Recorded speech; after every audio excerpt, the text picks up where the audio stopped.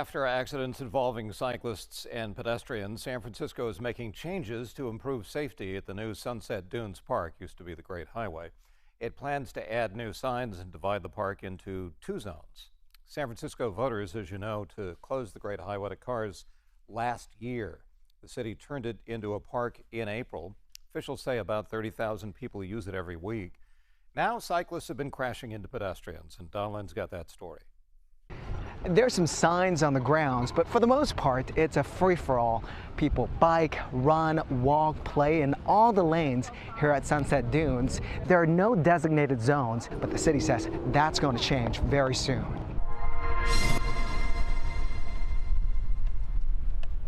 What was supposed to be a fun family outing at Sunset Dunes turned into a trip to the ER. An e-bike slammed into this 4-year-old girl. Her head hit the pavement. She flew into her knees and then rolled. We were very worried about neck injury, head injury. She had a laceration on her head and some road rash on it. Her mom, Vanessa Chamberlain, says despite cuts and bruises to her head, arms, and knees, doctors say she'll be okay. It happened on August 9th near these hammocks.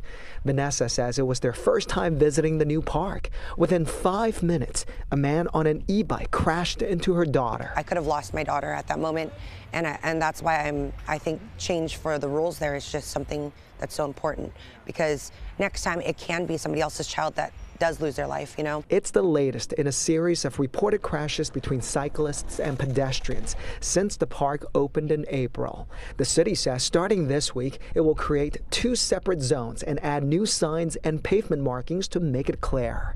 On the west side of the median, the ocean side, it'll be a family-friendly area for walking, playing, and for kids on non-motorized bikes and scooters. On the east side of the median, you'll find runners, joggers, skateboarders, bikes, and e-scooters. And the city is listening to people and learning how they want to use the park. And so we should expect this space to continue to evolve as the community has input on what they want to see. Lucas Lux, president of the Friends of Sunset Dunes, says given how popular the park has become, these changes should make it even safer. We need to start with the baseline that the park is already extremely safe. My kid learned to ride a bike there. It's the only place in my entire neighborhood where I can let my kid off leash, so to speak, and he can bike a quarter mile ahead of me, and he's barely 4. There's no other space like that in the city. This frequent park user says a cyclist recently crashed into her friend here. She believes the designated zones and signage will make a small improvement. If we don't kind of cooperate with each other, we're putting each other at risk. And it's already hard enough with the variety of bikes that we have and speeds that people go. And also young children who are learning to ride, who are unattended or way ahead of their parents. She says a zone for joggers and bikers is still dangerous, and others agree. To mix runners and bicycles is not a good idea. So if you've got e-bikes and you have walkers and runners that are not families, that's too many people in too small of a space. Vanessa says her family won't be coming back anytime soon. They would need rules on anything that's motorized. There's no speed limit. There's no separation of pedestrians or anything.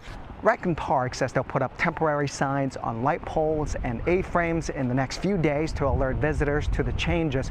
Park rangers will also be here to answer questions as well. They hope to have all the permanent signs up and running by the end of September.